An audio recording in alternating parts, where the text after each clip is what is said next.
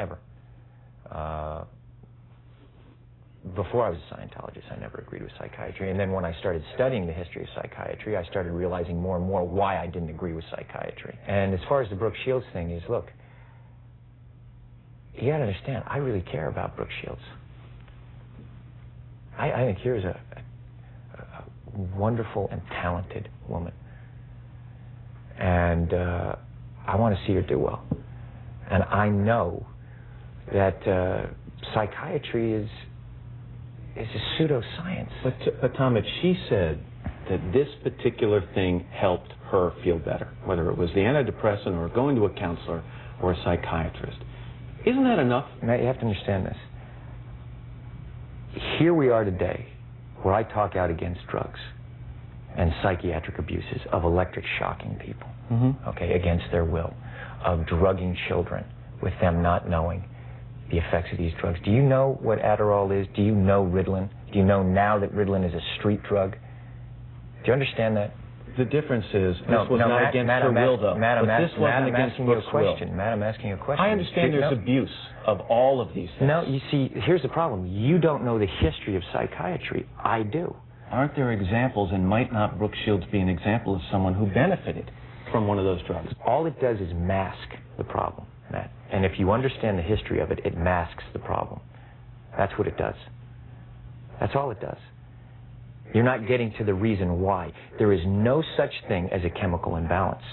So postpartum depression to you is Matt, kind of a little psychological gobbledygook? No, I did not say that. I'm just asking, what would you call it? Matt, that is now you're talking about two different things. But that's what she went on the antidepressant for. But what happens, the antidepressant, all it does is mask the problem. There's ways of vitamins and through exercise and various things. I'm not saying that that isn't real.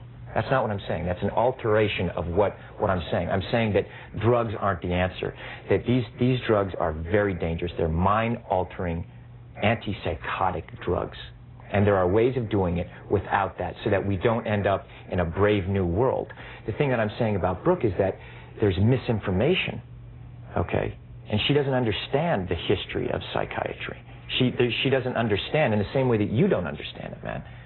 But a little bit what you're saying, Tom, is you say you want people to do well, but you want them to do well by taking the road that you approve of, as opposed to a road that may work for them.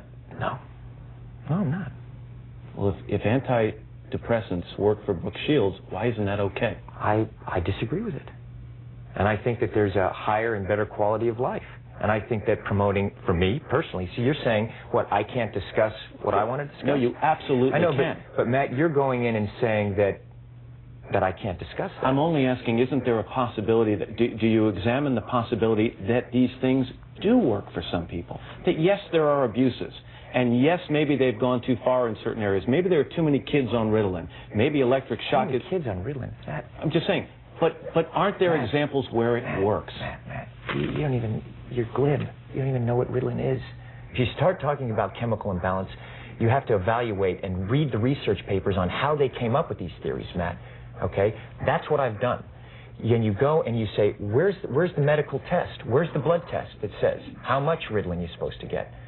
It's very impressive to listen to you, because clearly you've done the homework and you know the subject. And you should. And you should do that also, because just knowing people who are on Ritalin isn't enough. You should be a little bit more responsible in knowing I'm not prescribing Ritalin, Tom, and I'm not asking anyone else to do it. Well, you're saying no. I know some people who seem to have been helped. But it's like, this is a very important issue. This is couldn't agree more. And you know what? And you're here on the Today Show. Right. And to talk about it in a way of saying, well, isn't it okay, and being reasonable about it when you don't know, and I do.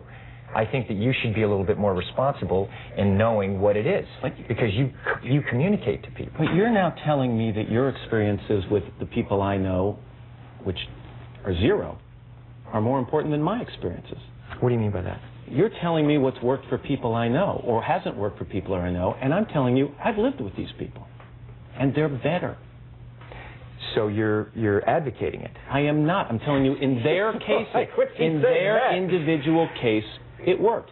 I am not going to go out and say, get your kids on Ritalin, it's the cure-all and the end-all. Matt, but here's the point. What is an ideal scene in life? Okay? ideal scene is someone not having to take antipsychotic drugs. I would agree. Okay, so now you look at it and you go, okay, a departure from that ideal scene is someone taking drugs. Mm-hmm. Okay, and then you go, okay, what is the theory and the science behind that justifies that? Let me take this more general, because I think you and I could go around in circles on this for a while, and I respect your opinion on it. Do you want more people to understand Scientology? Would that be a goal of yours? You know what?